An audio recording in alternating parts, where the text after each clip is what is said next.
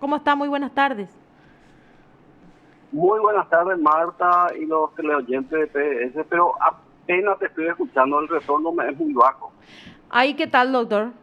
¿Ahí? Ahí mejor, mucho Ah, mejor, sí, bueno, bueno. espectacular. Bueno, y queríamos saber si nos puede de alguna forma sintetizar en qué consistió la reunión y básicamente en qué quedaron. Tengo entendido que ya va a haber una especie de comunicación permanente en torno a las necesidades del fuero, pero sería importante que usted nos detalle de qué hablaron en concreto y qué es lo que recibieron como respuesta, doctor. Efectivamente, tuvimos una reunión histórica con los ministros de la Corte. En este caso estaba la doctora Carolina Llanes, los ministros Martínez Simón, Víctor Ríos y César Diesel. Y histórica porque hace rato estamos viviendo, hace varios años, y es la primera vez que se nos otorga esta oportunidad de hablar específicamente sobre el fuero laboral y enfocamos 5 puntos. Sí. El primer punto fue sobre el expediente electrónico, que si bien es cierto nosotros estamos de acuerdo que sea así, que se promueva la modernidad y la facilidad a los justiciables y a los profesionales para seguir sus expedientes, y requerimos de ciertos ajustes, de ciertos criterios en la utilización de esta herramienta, y fundamentalmente también la de clarificar todo lo que tenga que ver con las notificaciones por automática, las notificaciones por cédula, etcétera.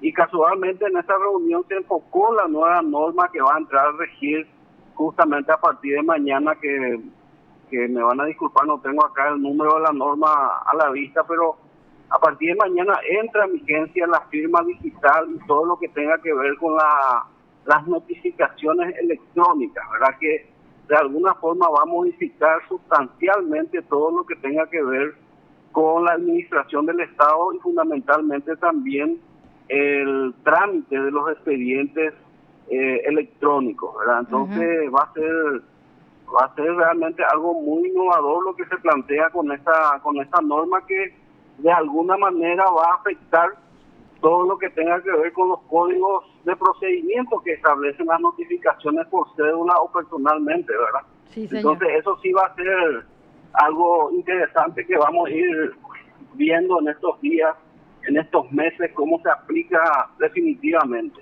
Lo otro que también hemos solicitado es que todo lo que tenga que ver con los medios telemáticos se procuren mantener, y para ello se necesita que los juzgados y la secretaría tengan su respectivo Wi-Fi, de tal forma de que los medios telemáticos, las redes sociales utilizadas para las audiencias, se tenga un soporte de esa naturaleza por parte del Poder Judicial, porque la utilización de los medios telemáticos en gran parte se debió también a la utilización de los teléfonos personales de las actuarias y de los actuarios, y muchas veces no tenían Wi-Fi, entonces se utilizaba los saldos correspondientes de estas personas.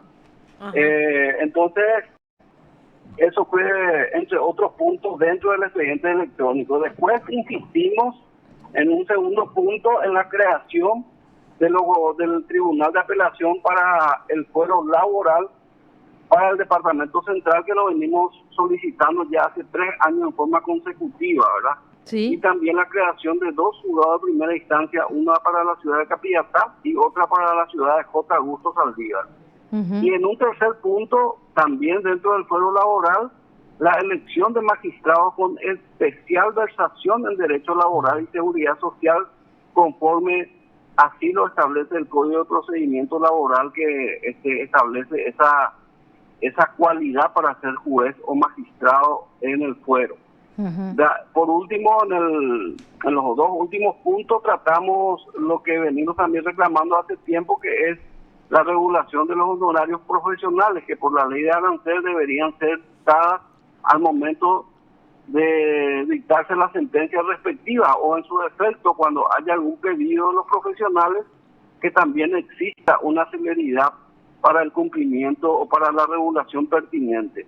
Y por último, en el ambiente de la inconstitucionalidad o de la sala constitucional, hemos solicitado que todos los expedientes del fuero laboral que vayan en inconstitucionalidad sean de alguna forma tenidas en cuenta para una celeridad, para un trámite un poco más rápido, porque entiéndase que las indemnizaciones o los salarios constituyen derechos de los trabajadores que en el ámbito laboral se conoce como derechos alimentarios, porque muchas veces ocurre, y eso lo explicamos también, de que muchos trabajadores son denunciados por incumplimiento de asistencia alimenticia, pero están estos trabajadores sujetos al cobro de su indemnización para poder cumplir con su obligación y están muchas veces sin trabajo, ¿verdad? Entonces, Claro. son procesados penalmente, no pueden cobrar su indemnización y se convierte en una situación de injusticia o de conflicto social que se genera por esta demora en los trámites que muchas veces ocurren en el trámite judicial. Doctor, en ese sentido, en el ámbito laboral, ¿verdad? Obviamente no se puede generalizar, tendríamos que hablar de cada caso, ¿verdad? Pero concretamente, ¿ustedes tienen más o menos una estimación de cuánto tiempo duran estos expedientes en el ámbito de la Corte, por ejemplo, para tener una idea, ¿verdad? Acá, con respecto a lo laboral, porque como le decía yo a Lucas, era un fuero en donde parecía que al menos las cosas estaban resueltas, pero por lo que dice usted se desenvolvían en una terrible precariedad. En este sentido, las acciones ante la Corte tienen más o menos qué periodo de estar prácticamente cajoneados, si se quiere.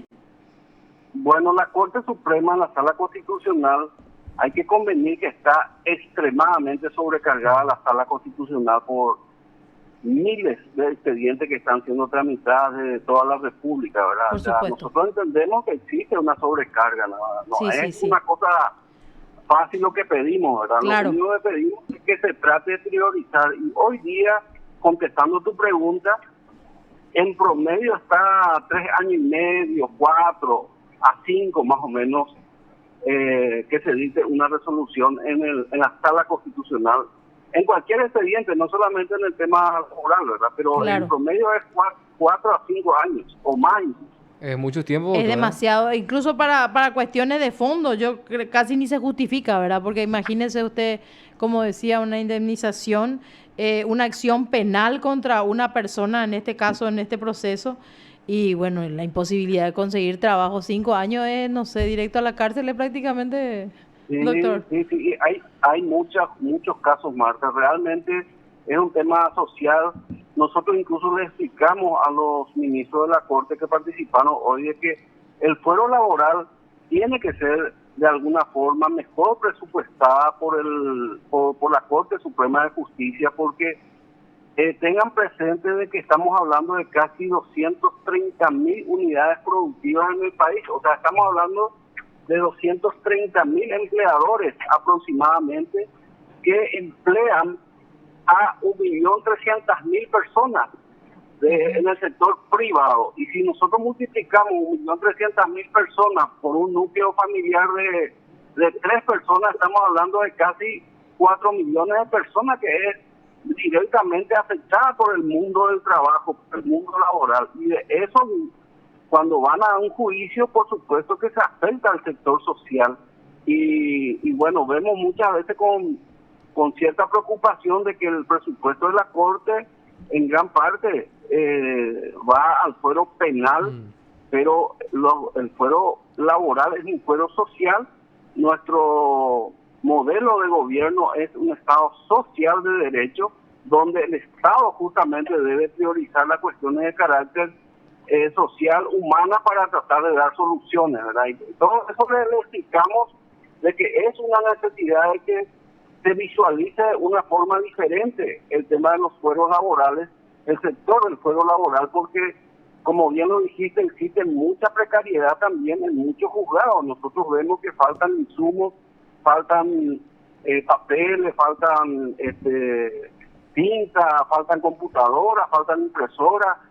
La forma en que nosotros desarrollamos nuestras audiencias son en habitaciones muy pequeñas, que no tienen comodidad, a diferencia de lo que es el fuero penal, donde prácticamente es otro nivel, ¿verdad? Entonces, se tiene que ir priorizando un poco las cuestiones sociales también, más allá de las obligaciones que uno tiene como Estado también en los procesos de carácter penal. ¿Y qué le mencionaron, doctor, respecto al punto de la creación del Tribunal de Apelación en Central y a la creación de los juzgados? Porque me imagino que también esto va a requerir un presupuesto aparte que se va a tener que destinar para ello. Y si es que pusieron, digamos, un plazo o un periodo estimativo de cuándo se podría concretar ese objetivo que ustedes están buscando. Bueno, ellos se mostraron, o sea, los ministros y la ministra se mostraron muy abiertos en ese sentido, en que realmente es una necesidad que se tiene que dar respuesta. Nosotros planteamos también esta misma situación a la Dirección General de Planificación de la Corte Suprema, donde se tenga ahí presupuestado no solamente la creación, sino también todo lo que tenga que ver con el equipamiento, porque muchas veces se crean juzgados, pero no se tienen equipamiento, no se tiene presupuesto, no se tiene un montón de cosas y todo tiene que entrar dentro de una planificación ordenada, y se mostraron bastante abiertos y quedamos en seguir discutiendo esto para ir incorporando justamente en el presupuesto de la Corte Suprema del Poder Judicial a ser presentado en el Parlamento para el año 2023. Ajá. Bueno, entonces podemos decir que de por ahí para el próximo año se podría estar concretando esto, doctor. Y esperemos que sí, tenemos mucha esperanza de que eso sea así, porque Central realmente nosotros necesitamos un fuero laboral, un tribunal de apelaciones del fuero laboral especializado, porque realmente es una sobrecarga tremenda que hoy día se tiene en los tribunales de apelación en lo civil y comercial, donde también están atendiendo la cuestión laboral, ¿verdad? Porque la cuestión laboral tiene sus propios principios, sus propias doctrinas que no son comparables con el derecho civil de ninguna manera. Por eso es que es muy delicado mezclar todos los fueros en una sola persona y no que no salga una resolución acorde a lo que realmente corresponde. Ujú. Claro, doctor, y esto me imagino que se estaría, digamos, en cierta manera, de ser posible, implementar al menos en el departamento central en la capital y después expandirse hacia las otras circunscripciones, ¿verdad? Que vemos que también se manejan de la misma forma. Y hay circunscripciones como Encarnación, Ciudad del Este y Capital que ya tienen tribunales especializados de apelación, ¿verdad? Lo que faltaría es Central, que es un departamento realmente súper poblado, no solamente en población demográfica hablando, sino superpoblada en cuestiones de industria, de empresas y de trabajadores del sector privado, que nadie quiere los conflictos, pero los conflictos surgen. Entonces, cuando surgen los conflictos, requerimos que tengamos juzgados especializados para tratar de dar mayor celeridad a todo esto, ¿verdad? Exacto. Bueno, doctor, por algo se empieza, dicen en realidad, y por lo menos fueron recibidos. Por lo que describen, obviamente están todavía bastante atrás y con muchísimos problemas, pero la apertura de alguna forma, me imagino, les tranquiliza. Así mismo, y este tema de la judicializar los conflictos laborales ha crecido de sobremanera por una sencilla razón. El Ministerio de Trabajo en los últimos 10 años aproximadamente ha dejado mucho que desear en cuestiones de mediación y de solución de conflictos de carácter individual y colectivo. Realmente el Ministerio de Trabajo no filtra los problemas y todos los problemas van y terminan en el Poder Judicial. Entonces, ese crecimiento de expedientes, ese crecimiento de conflictos que se tiene es una realidad que necesitamos darle respuesta, porque si no va a ir aumentándose de expedientes y cada vez tendremos mayor morosidad, ¿verdad? Por supuesto. Exacto, doctor, y antes de despedirlo también y dejarlo para que continúe con su actividad, si podría comentar, mañana estarían teniendo una actividad por el Día del Abogado Laboralista, ¿no? Sí. Resulta que en agosto de 1961 se promulgó el Código del Trabajo y el Código Procesal del Trabajo, que tendría que haber entrado en vigencia a partir de febrero del año 62. Pero por falta de presupuesto recién se empezó a implementar o a regir en el 1 de abril de 1962. Entonces, mañana se cumplen 60 años de vigencia del Código Laboral y del Código Procesal Laboral, ¿verdad? Y justamente por ese día es que nosotros conmemoramos el Día del Abogado y de la Abogada Laboralista. Entonces mañana vamos a tener, como siempre hacemos, hasta que nos detuvo la pandemia, ¿verdad? Una reunión de abogados laboralistas donde vamos a ir debatiendo sobre varios puntos que hacen a la materia y posteriormente tendremos un pequeño brindis donde ya ustedes están también cordialmente invitados. Muchísimas gracias, Gracias, doctor. doctor. Entonces, esto va a ser en el Colegio de Abogados del Paraguay, ¿no, doctor? En el Colegio de Abogados del Paraguay, así mismo a las 18 horas. Perfecto. Además que he hecho Bueno, la invitación Eduardo. entonces para los teleoyentes y los abogados que estén interesados en asistir. Gracias, Y doctor. la invitación es para todos y muchas gracias por la entrevista. No, a Un usted. placer, doctor. Gracias, Gracias, muy ¿eh? amable, como siempre. Te informó PDS Radio TV Digital. Bueno, era don Eduardo Pérez Avid. Si no tenés nada, mañana a las 18 horas ya sabes, Lucas. Sí, es viernes, 1 de abril, y bueno, interesante tema también entonces que van a estar tratando mañana, y también sobre lo que nos indicaba de esta reunión que podemos decir a prima facie fue un poco fructífera. Fue fructífera pensar en un 2023 ya con